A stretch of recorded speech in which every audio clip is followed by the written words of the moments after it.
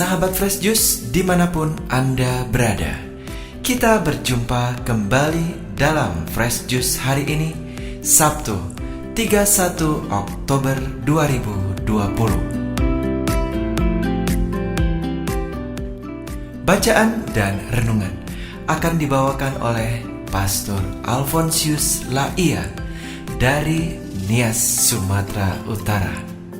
Selamat mendengarkan.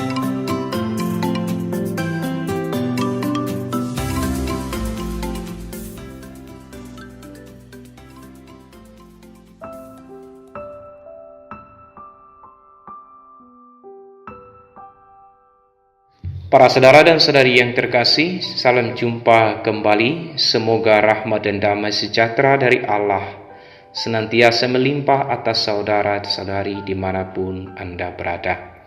Hari ini tanggal 31 Oktober 2020. Kita akan merenungkan bersama Injil Lukas bab 14 ayat 1 dan 7 sampai ayat 11. Tuhan bersamamu.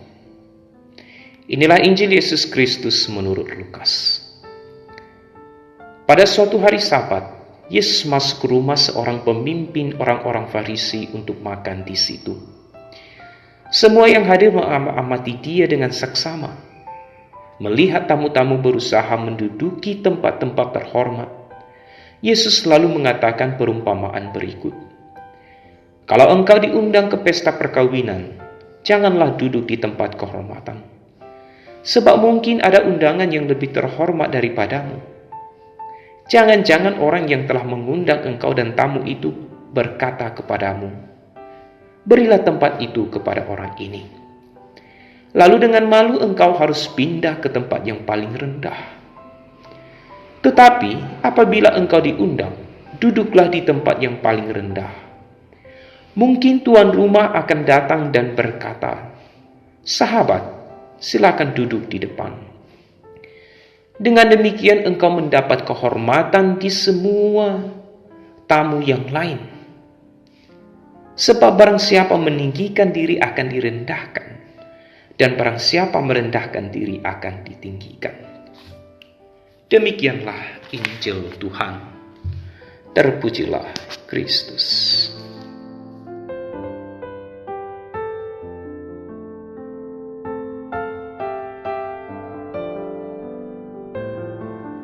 Saudara dan saudari yang terkasih, Bapak Ibu yang dicintai Allah.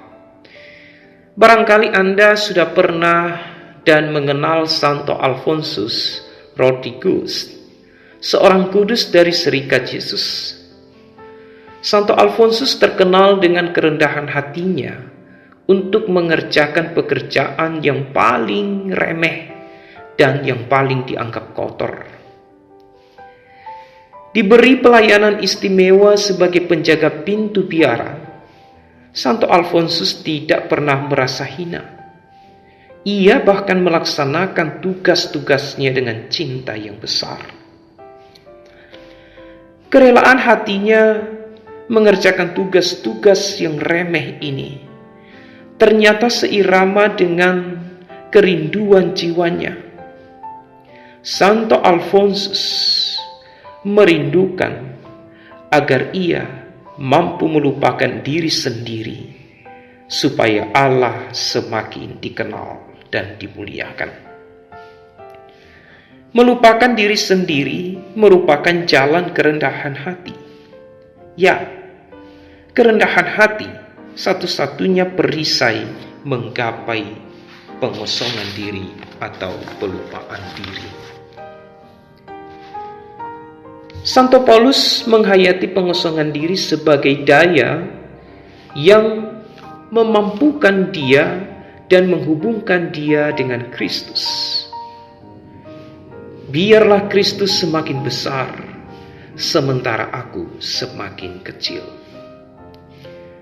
Bagi Paulus, Kristus adalah segala-galanya dalam segalanya, dalam hidup dan matinya. Melupakan diri sendiri tidak pernah mencabut kebenaran kodrati jati diri kemanusiaan. Justru melalui jalan melupakan diri jati diri kemanusiaan kita ditegakkan lebih kokoh.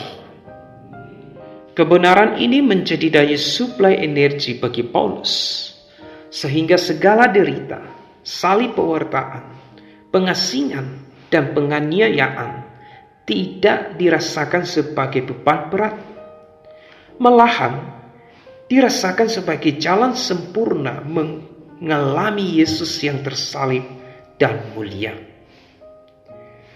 Demikianlah ia memahkotai dirinya dan umat dalam Kristus Yesus.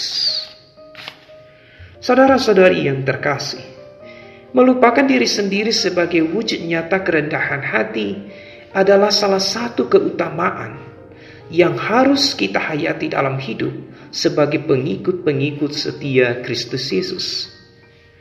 Yesus bersabda, "Barang siapa merendahkan diri akan ditinggikan."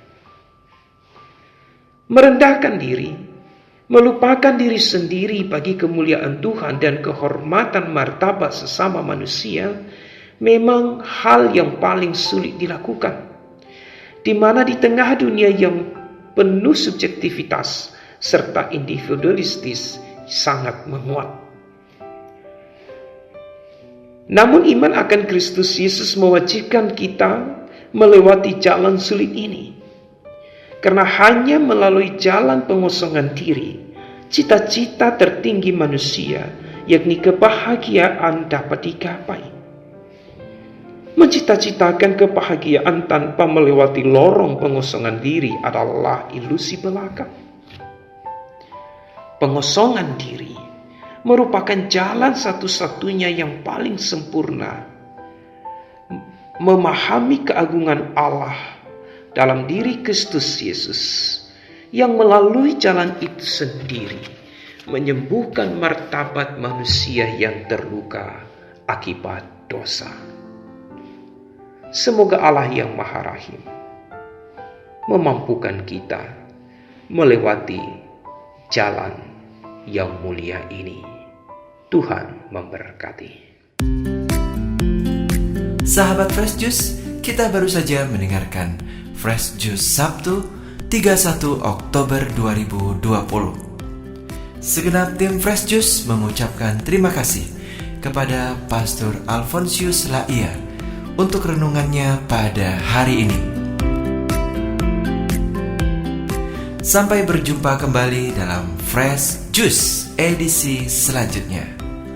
Tetap semangat, jaga kesehatan, dan salam Fresh